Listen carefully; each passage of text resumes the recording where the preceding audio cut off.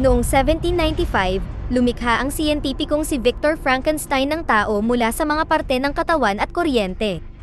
Gayunpaman, natakot si Victor sa kanyang nilikha at binalot ito tulad ng isang mummy bago itinapon sa ilog. Ang nilalang ay may sapat na lakas upang mabuhay at lumabas mula sa ilog, gustong maghiganti. Bumalik siya sa tahanan ni Victor at pinatay ang kanyang asawa, tinawag itong mata para sa mata. Pagkatapos, ang nilalang ay naglakbay sa dulong hilaga dahil siya ay immune sa mababang temperatura. Sinubukan ni Victor na sundan siya upang gumanti, ngunit namatay siya dahil sa matinding lamig. Bagamat kinamumuhian, nagpa siya ang nilalang na bigyan ng maayos na libing si Victor sa isang sementeryo. Habang abala siya, nakarinig siya ng kakaibang tunog kaya lumingon siya at natuklasan ang ilang demonyong nakatingin sa kanya.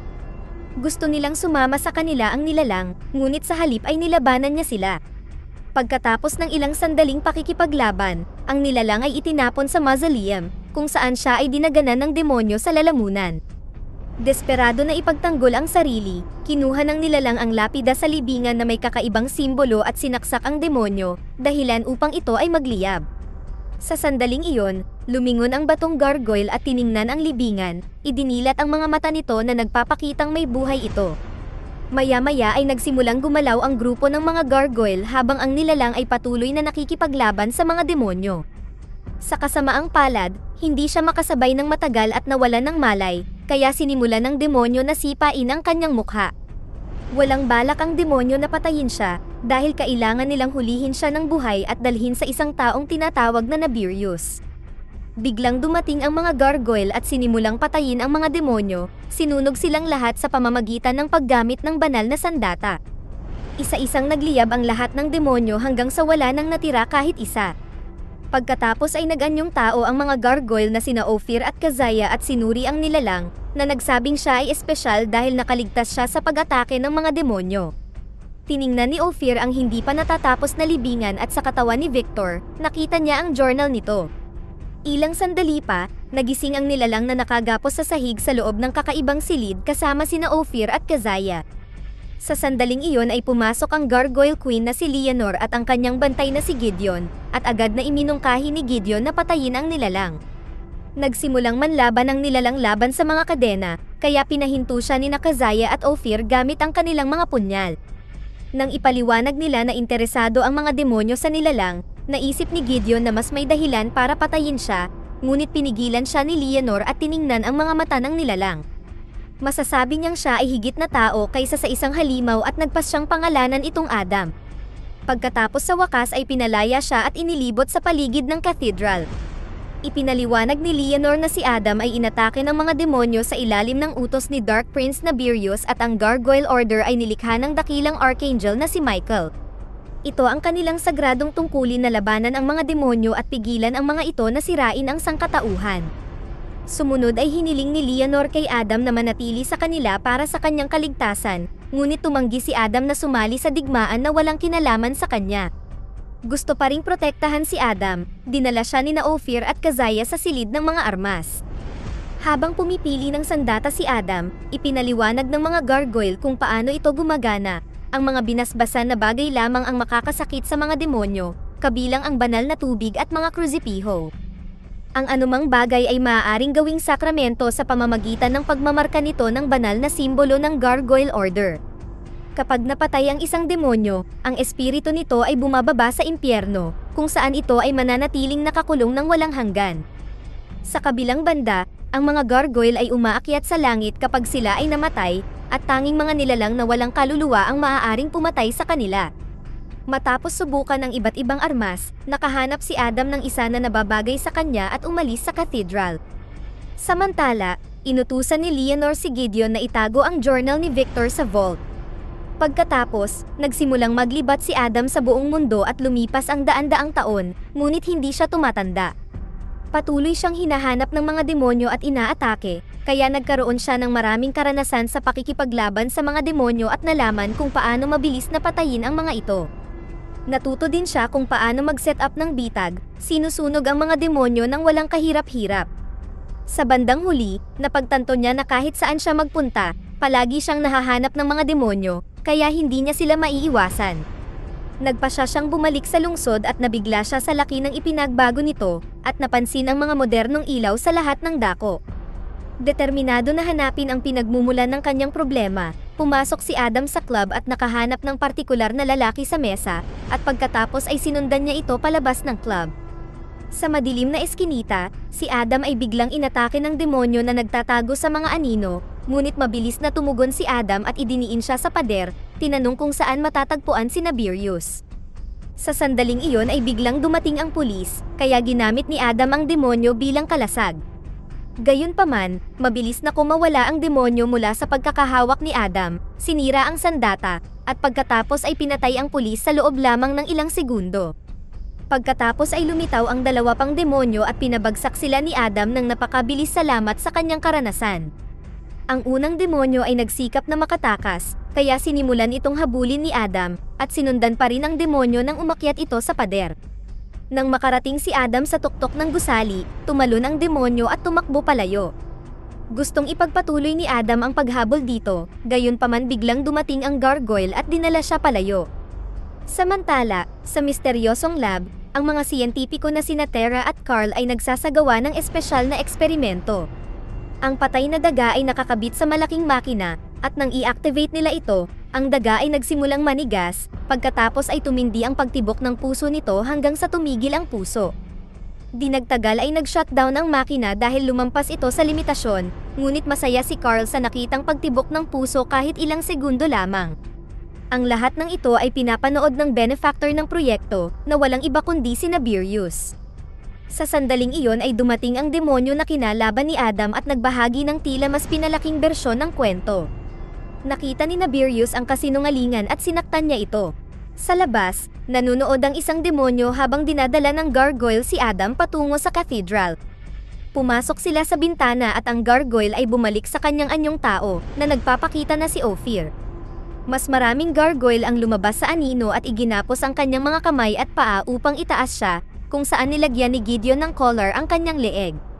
Nang maglaon ay nakatali na si Adam sa isang upuan at pumasok si Leonor upang ipaalala sa kanya na sa kanilang digmaan ay dapat silang makipaglaban sa dilim. Sinabi ni Gideon na namatay ang pulis dahil sa kawalang ingat ni Adam, at siya at si Leonor ay sumang-ayon na mas mabuting panatilihing nakakulong si Adam. Galit na galit, sinabi ni Adam kay Leonor na wala siyang pinagkaiba kay Nabirius, na naging sanhi upang ang kanyang mukha ay maging parang gargoyle ng ilang segundo. Bumalik kay Nabirius, inutusan niya ang kanyang mga demonyo na dalhin sa kanya ng buhay si Adam. Ang grupo ng mga demonyo ay tumatakbo sa mga kalye papunta sa cathedral habang pinapanood sila ng mga gargoyle mula sa itaas.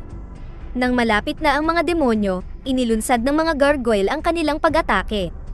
Naganap ang matinding labanan habang sinisimulan ng mga gargoyle na patayin ang mga demonyo ng paisa-isa, sinusunog sila ng walang awa.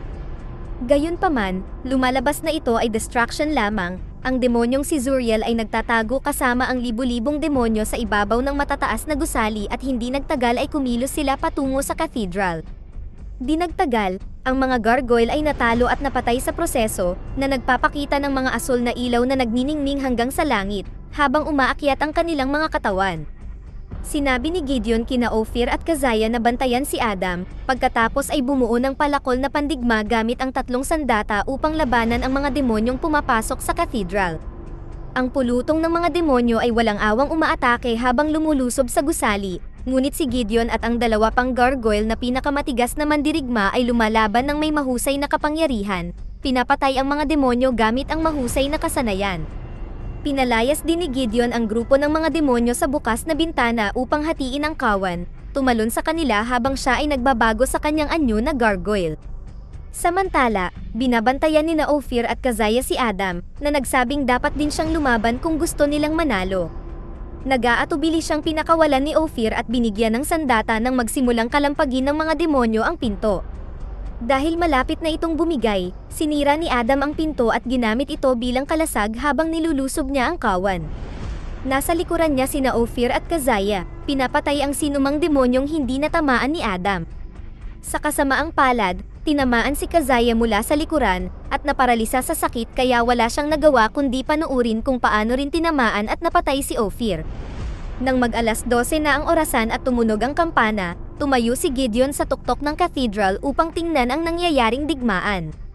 Nang mapansin kung paano pinapatay ang kanyang mga kasama, sumigaw siya bago lumusob, pinapatay ang sinumang demonyo na maglakas loob na humarang sa kanya.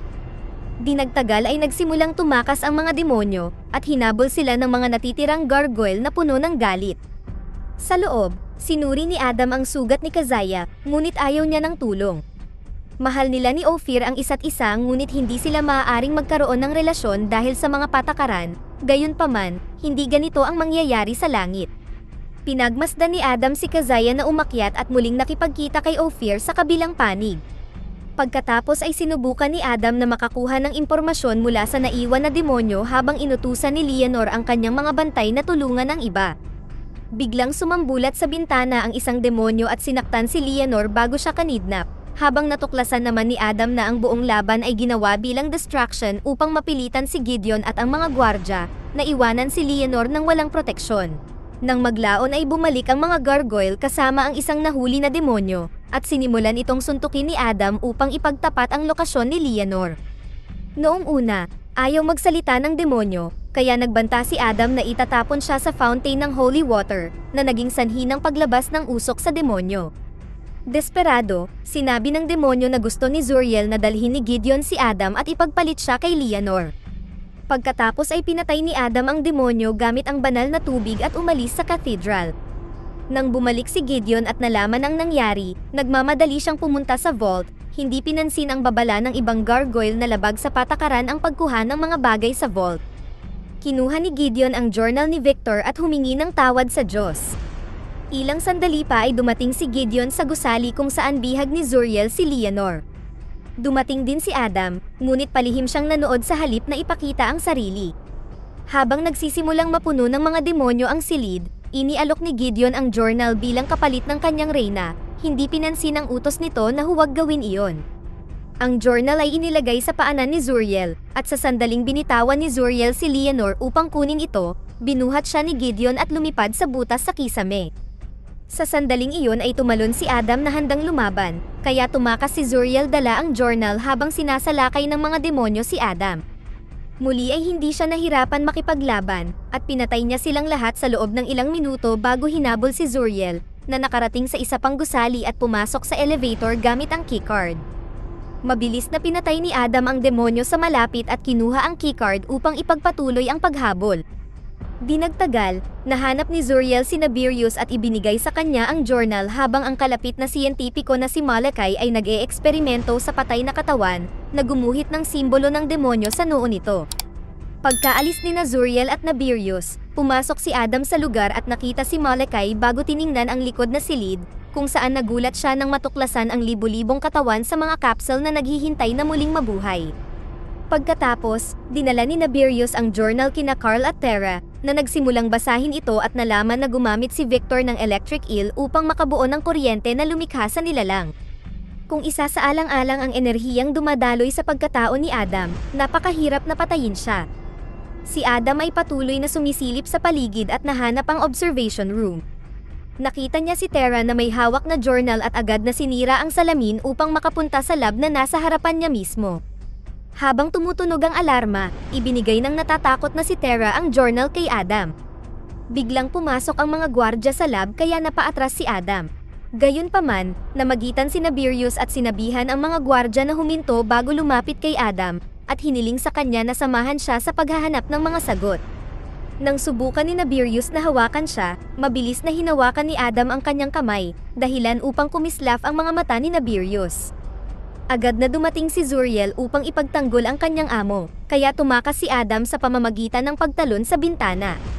Dahil sa kanyang lakas, lumusot siya sa semento at napunta sa umaandar na tren sa subway, kaya gumulong siya dito hanggang sa makadaan siya sa pasukan, na nagawang humawak upang maiwasan ang pagkahulog. Pagkatapos ay umupo si Adam at sinimulang buklatin ang journal. Gayunpaman ang pagbabasa sa mga paliwanag ni Victor para sa kanyang eksperimento at pagkakita sa kanyang mukha ay ikinagalit niya, kaya't sinarado niya ang journal.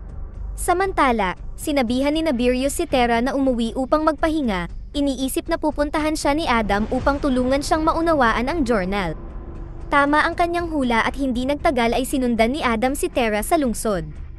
Sa kalaunan, napansin niyang may sumusunod sa kanya at sinubukan niyang magtago, ngunit lumitaw pa rin si Adam sa kanyang likuran. Tinakpan niya ang bibig nito at nangako na hindi siya sasaktan bago siya pinakawalan at hiniling na sumama sa kanya.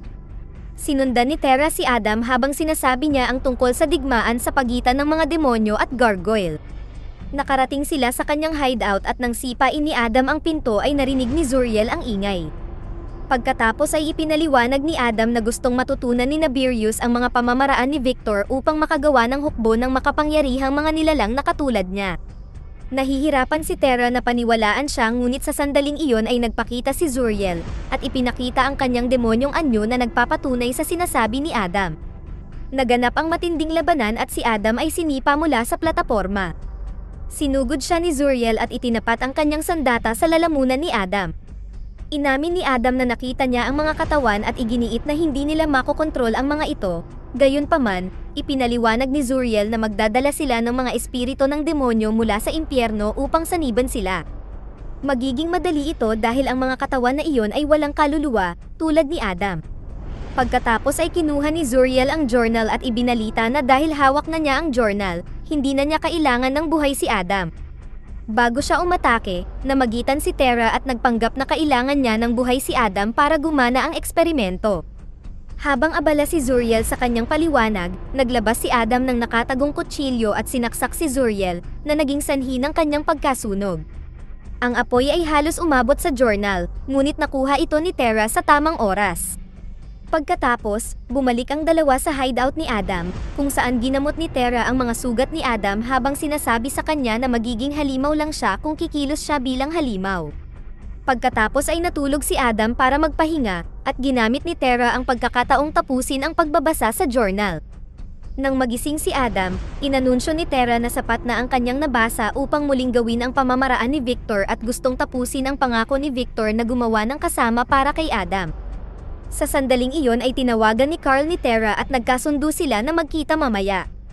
Sa kasamaang palad, si Carl ay binabantayan ng mga gwardya ni Nabirius, at narinig ang lahat. Pagkatapos ay umalis si Terra at sinabihan si Adam na huwag siyang sundan, kaya ibinigay niya sa kanya ang kanyang punyal. Nang makarating si Terra sa tagpuan, natuklasan niyang napilitan si Carl na maging bitag para sa kanya. Sinubukan ni Terra na gamitin ang punyal para ipagtanggol ang sarili, ngunit mabilis na hinawakan ng gwardya ang kanyang kamay at dinisarmahan siya. Samantala, pumunta si Adam sa cathedral at mabilis na pinigilan ng mga gargoyle na nagdala sa kanya upang makita si Leonor. Sinabi sa kanya ni Adam ang lahat tungkol sa plano ni Nabirius sa mga katawan, ngunit inamin din niya na mayroon na siyang isang tao na gustong protektahan. Pumayag si Leonor na magbigay ng proteksyon para kina Adam at Terra, kaya umalis si Adam para hanapin siya. Sa sandaling nakaalis si Adam, sinabihan ni Leonor si Gideon na sundan si Adam at patayin siya pagkatapos maibalik ang journal. Habang naglalakad si Adam sa eskinita, nakarinig siya ng kakaibang ingay na nagpaalerto sa kanya. Pumasok siya sa gusali at kumuha ng emergency axe bago siya nagpatuloy sa paggalaw. Nang makarating siya sa kanyang hideout, nakita niya ang journal sa sahig at wala si Terra. Bigla siyang nakakita ng gumagalaw sa salamin at bigla siya inatake ni Gideon, at inuntog siya sa pader. Nang muli siyang atakihin ni Gideon, lumipad siya sa pinto at halos mahulog sa butas, ngunit ginamit niya ang kanyang palakol upang kumapit at maiwasan ang pagkahulog. Dumating si Gideon upang sipain ang palakol kaya nahulog si Adam, ngunit nagawa niyang kumapit sa isang palapag sa tamang oras. Habang umaakyat siya pabalik, hindi niya makita si Gideon, na ngayon ay lumilipad sa paligid ng gusali bago lumusob kay Adam. Pagkatapos ay hinawakan ni Gideon si Adam sa leeg, hinahampas siya sa mga pader hanggang sa bumagsak ang bubong sa likuran nila. Maya-maya, nakarating na sila sa labas at pinakawalan ni Gideon si Adam para maihataw niya ang kanyang palakol. Gayunpaman, nakuha ito ni Adam bago siya bumagsak sa kotse. Nahulog si Gideon sa ibabaw niya ngunit bigla siyang nakaramdam ng kirot at nalaman niyang tinamaan siya ng kanyang sandata. Ipinaalala sa kanya ni Adam na wala siyang kaluluwa at namatay si Gideon habang itinataas siya ng asul na liwanag. Nang makita ang liwanag, sumugod sa lugar ang dalawang gargoyle ngunit nakita lamang nila ang damit ni Gideon na dinala nila kay Leonor. Sa lab, tumanggi si Terra na tulungan si Nabirius, kaya pinatay niya si Carl para makipagtulungan siya. Dahil walang ibang pagpipilian, ikinonekta ni Terra si Carl sa makina at ginamit ang kanyang bagong kaalaman upang simulan ang muling pagbuhay sa kanya. Lahat ng ginagawa niya ay ginaya ni Malachi, na nagsimulang muling buhayin ang maraming katawan. Ang porsyento sa screen ay dahan-dahang tumataas, ibig sabihin ay magtatagal ito. Samantala, nakita ni Adam ang kutsilyong nabitawan ni Terra. Galit na galit, itinapon niya ang journal sa apoy, pagkatapos ay pumunta siya sa cathedral. Itinaas niya ang kanyang mga kamay para makita ito ng mga gargoyle at tumakbo palayo, hinahamon ang mga gargoyle na sundan siya. Agad siyang hinabol ni Leonor at ng kanyang mga mandirigma, at nang umatake ang isang gargoyle, sinuntok ito ni Adam para bumangga ito sa kotse. Sa utos ni Leonor, mas maraming gargoyle ang nagsimulang lumipad kasunod ni Adam, kaya nagsimula siyang tumakbo patungo sa lab ni Nabirius. Nang makalapit ang isang gargoyle para umatake, hinawakan ito ni Adam at bumangga sila sa gate. Di nagtagal ay napansin ng mga gwardya ang kanilang presensya at lumitaw ang kawan ng mga demonyo upang lumaban. Sinimulan ni Adam na sunugin ang mga ito ng isa-isa at napagtanto ni Leonor na kusa silang dinala ni Adam sa lugar. Nang subukan ng isang gwardya na abutin si Adam, bumulusok pababa ang isang gargoyle at hinila siya sa hangin para patayin siya. Pagkatapos ang iba pang mga gargoyle ay sumali sa labanan, pinapatay ang mga demonyo ng walang awa at namayani ang kaguluhan sa lugar. Habang tinitingnan ni Leonor si Malachi na tumatakbo mula sa nakatagong pasukan, pumasok si Adam sa lab at nahanap si Nabirius, na ipinakita ang kanyang anyong demonyo. Habang abala si Nabirius, sinubukan ni Terra na patayin ang makina, ngunit hindi gumana. Nang mapansin ito, hinawakan siya ni Nabirius sa likod ng kanyang leeg at itinapon siya patungo sa makina, na nagpapasabog ng malakas na kuryente. Agad siyang sinalo ni Adam at ang kanyang katawan ay tumama sa makina sa proseso, kaya nakuryente siya. Matapos ang paghihirap ng ilang segundo, bumagsak sila sa sahig. Samantala, nakapasok si Leonor at ilang gargoyle sa lab ng Malachi, kung saan nakita nila ang lahat ng katawan at ang screen na nagpapakita na ang proseso ng muling pagkabuhay ay nasa 40%.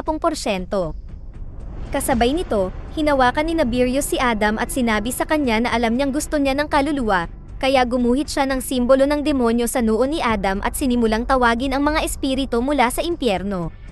Sa nakatagong lab, ang computer ay nagpapakita ng 72% habang ang mga espiritu ng mga demonyo ay nagsimulang pumunta sa mga katawan na nagsimulang sumigaw. Inutusan ni Leonor ang kanyang mga mandirigma na sirain ang lahat, kaya sinimulan nilang kalasin ang istruktura at wasakin ang mga katawan. Ang isa sa mga espiritu ay nagawang maabot ang isang katawan na nasa 100% at ang pagsigaw ay pinalitan ng isang demonyo, gayunpaman, pinatay ito ni Leonor sa ilang segundo. Isang demonyong espiritu ang umiwas sa lahat ng katawan at patuloy na lumilipad pataas hanggang sa makarating ito kay Adam, na naging dahilan upang mapasigaw siya habang bumabalat ito sa kanya. Ibinaba ni Nabirius si Adam at na-welcome siya sa buhay ng demonyo, gayunpaman, tumingala si Adam at pinunasan ang simbolo sa kanyang noo, hindi naapektuhan ng pagsanib. Nangangahulugan ito na si Adam ay may kaluluwa. Pagkatapos ay kinuha ni Adam ang matulis na bagay at gumawa ng ilang mga hiwa upang iguhit ang banal na simbolo ng gargoyle sa dibdib ni Nabirius, na naging dahilan upang siya ay sumabog sa apoy. Ang pagsabog na ito ay nagdulot ng pagbagsak ng buong gusali, at ang mga gargoyle ay lumipad habang inaabot ni Adam si Terra bago ito mahulog. Ang naglalagablab na bolang apoy na espiritu ni Nabirius ay bumababa rin, at diretsong sinugod ito ni Leonor. Sa labas, ang mga gargoyle ay nanonood habang ang buong gusali ay lumulubog sa lupa. Ang isa sa kanila ay lumipad patungo dito at pinanood ang bolang apoy na naglalakbay patungo sa impyerno. Sa sandaling iyon, lumipad palabas si Leonor, dala-dala pareho sina Adam at Terra habang sinusundan siya ng kanyang mga mandirigma. Sa sandaling nakabalik sila sa cathedral, sinabi ni Leonor kay Adam na natagpuan na ni Adam ang kanyang mas makabuluhang dahilan upang mabuhay. Pagkatapos, nagpa siya si Adam na lalaban siya para sa sangkatauhan, at kinuha ang pangalan ng kanyang ama, si Frankenstein. Dito na nagtatapos ang ating kwento. Sana ay nagustuhan nyo, mag-subscribe na kung hindi ka pa nakasubscribe, pindutin na rin ang notification bell at like button upang matulungan ang channel, and leave a comment down below, and as always, thank you for watching.